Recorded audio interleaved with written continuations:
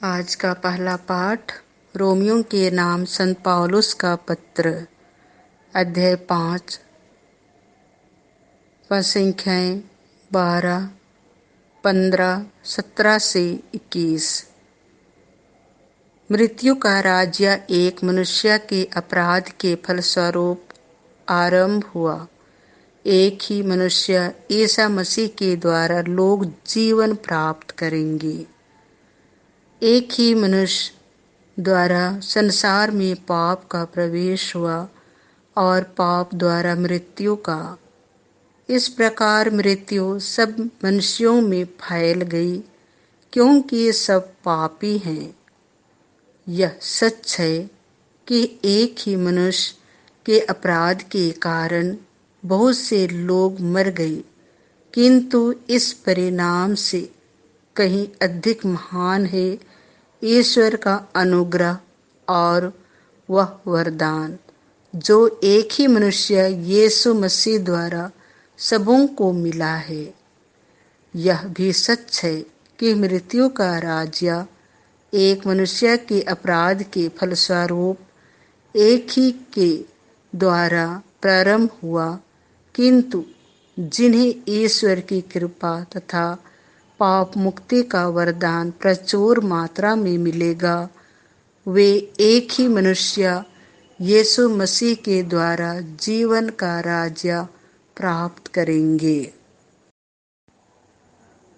इस प्रकार हम देखते हैं कि जिस तरह एक ही मनुष्य के अपराध के फलस्वरूप सबों को दंडाज्ञा मिली, उसी तरह एक ही मनुष्य के प्रायश्चित के फलस्वरूप सबों को पाप मुक्ति और जीवन मिला। जिस तरह एक ही मनुष्य के आज्ञा भंग के कारण सब पापी ठहराए गए, उसी तरह एक ही मनुष्य के आज्ञा पालन के कारण सब पाप मुक्त ठहराए जाएंगे। जहाँ पाप की वृद्धि हुई, वहाँ अनुग्रह की उससे कहीं अधिक वृद्धि हुई। इस प्रकार पाप मृत्यु के माध्यम से राज्य करता रहा, किंतु हमारे प्रभु यीशु मसीह द्वारा अनुग्रह धार्मिकता के माध्यम से अपना राज्य स्थापित करेगा और हमें अनंत जीवन तक ले जाएगा। यह प्रभु की वाणी है। संत लूकास के अनुसार पवित्र सुसमाचार, अध्याय 12, संख्या 35 से 38।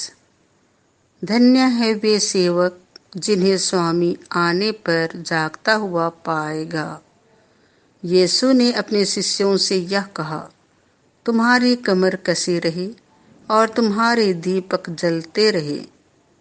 तुम उन लोगों के सादृश बन जाओ जो अपने स्वामी की राह देखते रहते हैं कि वह बारात से कब लौटेगा, ताकि जब स्वामी आकर द्वार खटखटाए तो वे तुरंत ही उसके लिए द्वार खोल दे। धन्य है वे सेवक जिन्हें स्वामी आने पर जागता हुआ पाएगा।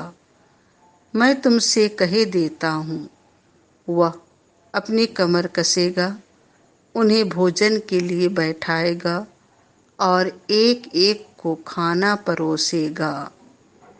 और धन्य है वे सेवक जिन्हें स्वामी रात के दूसरे या तीसरे पहर आने पर उसी प्रकार जागता हुआ पाएगा।